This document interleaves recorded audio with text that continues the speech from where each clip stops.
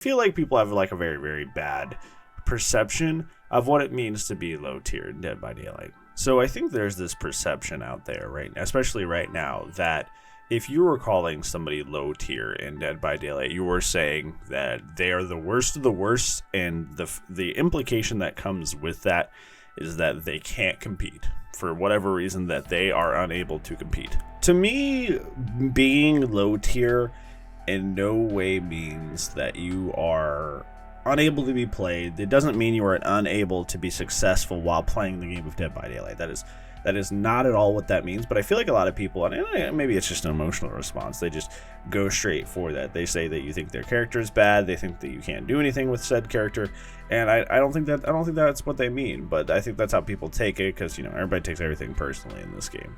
But I think I'm going to summarize it very, very, very quickly. I feel like what it means to be low tier in Dead by Daylight is the law of diminishing returns.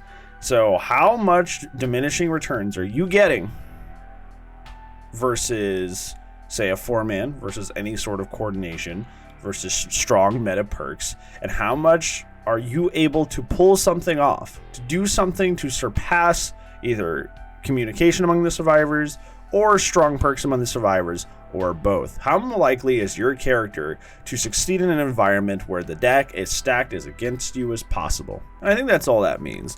When we're looking at a tier list, and this isn't like a firm tier list for me, I'm just trying to scramble something together real quick based off of multiple tier lists that I've seen and based on my own personal feelings. If you want to see me actually go through and make an in-depth tier list, I will try to. If you want me to, put that down in the comments below.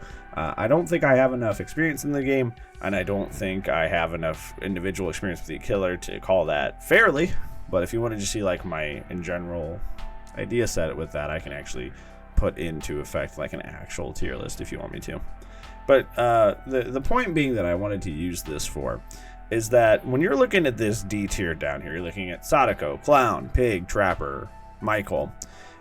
I think these are the worst characters in the game. I think these are the characters that struggle the most against the prerequisites that we have explained, which is if survivors bring, if it's a 4-man Dead Hard team, it's a 4-man DS team.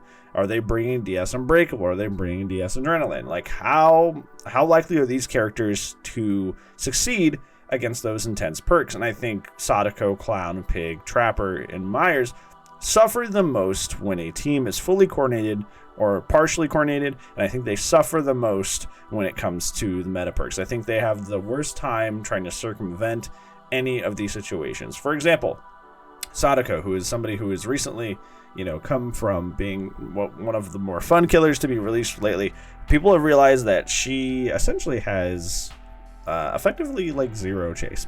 She has like basically no chase power whatsoever. What does she do against a 4-man team that has Dead Hard? What does she do against a 4-man team that has Sprint Burst? What does she do against a 4-man team that has DS? What does she do against a 4-man team that has Circle of Healing?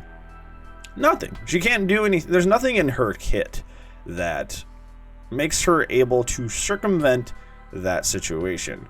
There's nothing in her kit that helps her bypass these incredibly strong perks, unlike someone like, say, Pyramid Head, who can use his Torment. Pyramid Head's up in A tier. Somebody like Pyramid Head, who can bypass DS entirely by using his Torment. Or somebody like, say, Blight, Spirit, or Nurse, who if you DS them immediately after they're stunned, you can immediately catch right back up to them and just put them right back into the dying state and put them right back onto the hook.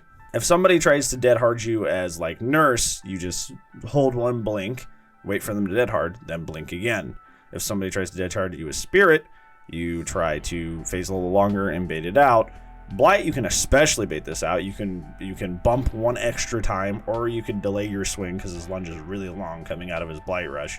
But essentially, these characters are in the place that they are. They're in the S tier because of their ability to bypass the meta perks of the game and their ability to bypass communications among the survivor players. So I just wanted to kind of like take a moment to like dispel this idea that like these guys can't hack it, because that's not at all what people are saying when they say that like Pig's bottom 5 or Clown's bottom 5. They're not saying that they're unplayable. They're just saying that their ability to deal with the most strongest perks in the game and to deal with communication among survivors is much more difficult for them and it's not going to be consistent with the results. If you're absolutely cracked with Pig, like if you play only Pig, you're still going to do well against a lot of the better teams in the game, regardless of what they bring, because you love this character more than anything. You've put so much time into this character that you know them inside and out. Now, when you're still faced with like a super efficient squad that like main survivor and maybe is on 4-man comms and has all the strong perks, like, good luck. I don't know how you do that, but like, no one has ever, I don't think people will try to say that these characters are like quite literally unplayable. So I wanted to dispel that very, very quickly. But yeah, thank you so much for watching, friends. Thank you so much for spending time with me today. I appreciate you so much, and I'll see you tomorrow. And if I don't see you in tomorrow's video, I'll see you when I see you, friends. Goodbye.